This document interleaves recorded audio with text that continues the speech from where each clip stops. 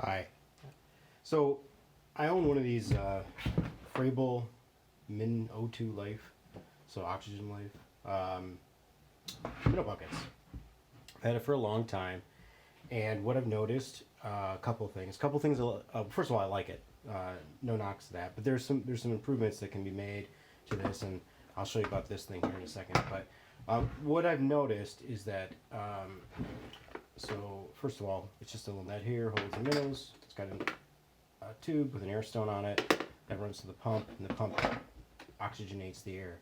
But what happens is when you use this, and I don't know whether it's just, if I use it in the winter, snow gets in up here.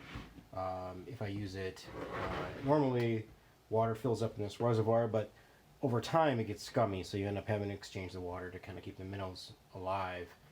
And what I found is that water will get in here, inside this little ring here. There's a little gasket ring that helps supply the air tube, and there's actually a hollow collar that runs through there on the other side over here, and the tube comes out and it connects to this little plastic adapter here.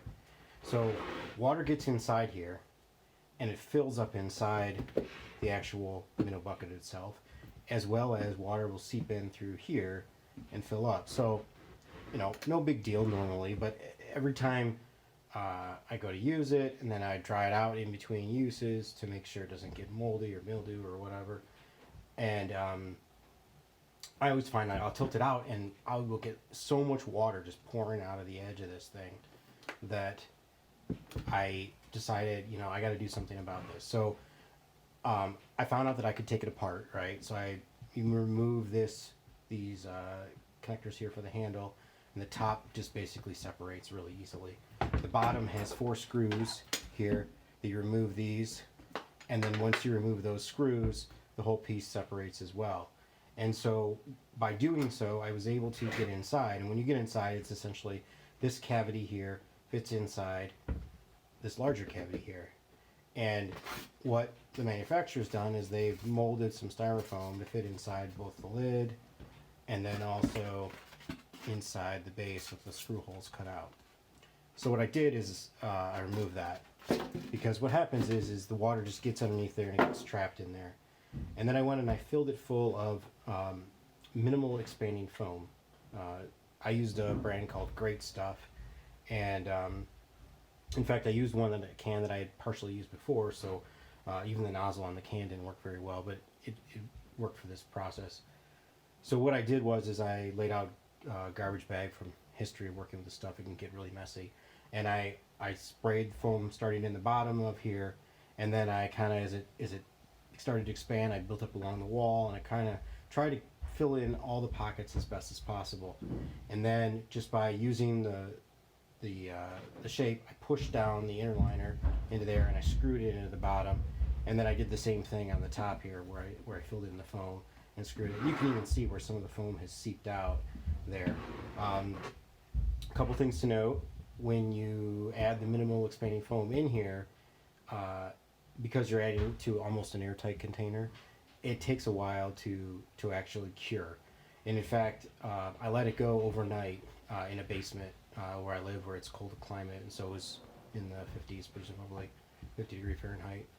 And the next day I heated it up I put hot water in here because I wanted to test the heat retention or cold retention, either way, of the minnow bucket with the minimal expanding foam. And what I found is I filled it up with really hot water at about 7 a.m. At about noon, the water was still really hot, but I started to receive the foam coming out of here on either side, and then out of the back here, and that, which wasn't a big deal. I was actually glad that did happen, because then it allowed the foam to escape, allowed it to cure, and then I could just cut it off with a utility knife, and it didn't impact its use at all. Funny though is that after about 12 hours, so 7 a.m. I put that hot water in. It was still pretty hot, pretty warm. So it really made a difference in the temperature control of the minnow bucket. So much so that I had a Yeti sticker on it and I jammed it on the side of it just as a joke. But it's quite an improvement over the styrofoam that was originally provided. So highly recommend doing that. The other thing that I did, here, and I'll set this aside, was that I wanted to improve on the air bubbler. So the air bubbler takes 2 of these D-sized batteries, and that's great, except that it only lasts 1 day. They almost always, especially if you're ice fishing, the cold is really bad. So I just, as a last minute thing, I ran a USB cable into here. The pump itself that's located inside here, you can get to it just by unscrewing this as you would replace the batteries. You remove the little screw hole, you get inside here, and the batteries would go in as such. But this pump is rated here, it's an RF 370C, and I looked it online, and it's rated up to I think somewhere around 7 or 8 volts or something like that. I'll have to take a look to be certain about that. But anyway, so I just drilled the hole in the side, and I tied it off a knot so that it wouldn't pull out, and then I soldered it to the back end of this pin, and then to the other end of the switch, so it would just provide battery to it, and it works. In fact, it works really good, with the exception of the noise, because it's running a little bit higher voltage than the 3.7 volts or so that you would get from these 2 D-cell batteries.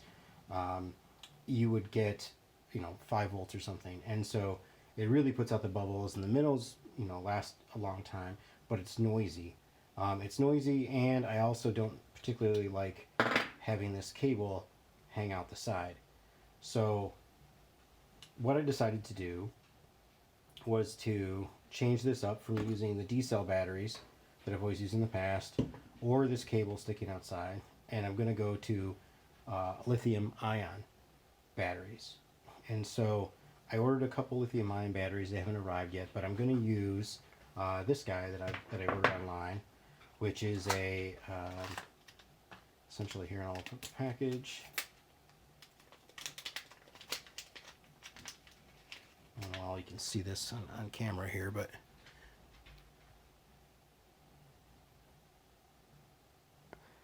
so it's a USB-C lithium-ion charge controller. So my idea here is that I'm going to cut the right size hole where this existing hole was to fit the USB-C connector. I'm going to mount it inside of here. I've got a couple LEDs, and I'm going to put an LED light, I don't know, probably right next to it on the side.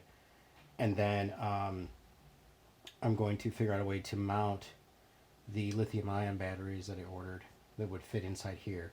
And so I'll have to put those in a parallel rather than in series. So I'm keeping the voltage down so I don't over voltage it. But then I'm going to go from the 20 so microamps or whatever, 50 microamps that comes out of the D batteries. It's a very small amount, to nearly 50 amp and like 2000 milliamp hour battery. So I'm waiting on the batteries to arrive, but as soon as they do, I will go ahead and shoot a video of how I'm going to do this.